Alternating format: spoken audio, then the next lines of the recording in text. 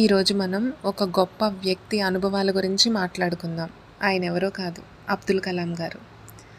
నా చిన్నప్పుడు ఒకసారి అమ్మ ఒక రోజంతా కష్టపడి పనిచేసి రాత్రి ఇంట్లో అందరికీ వండి పెట్టింది. నాన్నకు బాగా మాడిన రొట్టె కర్రీ వేసింది.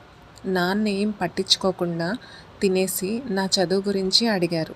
నాకు ఆశ్చర్యం, ఎందుకు నాన్న అంత మాడిన రొట్టె పెట్టినా అమ్మను కోప్పడలేదు అని. భోజనాలు అయిన తర్వాత అమ్మ క్షమాపణ అడుగుతుంటే నాన్న రొట్టె చాలా బాగుందని కాంప్లిమెంట్ ఇవ్వడం చూసి ఇంకా ఆశ్చర్యం.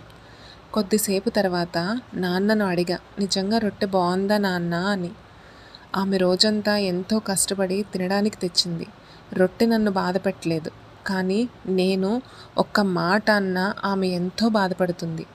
ఎవ్వరూ పర్ఫెక్ట్ కాదు, అందరి జీవితాలు అంతే అని నాన్నగారు చెప్పారు. దీనివల్ల కొన్ని సంవత్సరాల కాలంలో నేను నేర్చుకున్నది ఏంటంటే, ఎవరి తప్పులను పట్టించుకోకుండా అందరినీ ప్రేమించడం నేర్చుకున్నా. నిన్ను ప్రేమించే వారిని ప్రేమించు, నిన్ను ద్వేషించే వారిపై ఎప్పుడూ ఆప్యాయత కలిగి ఉండు.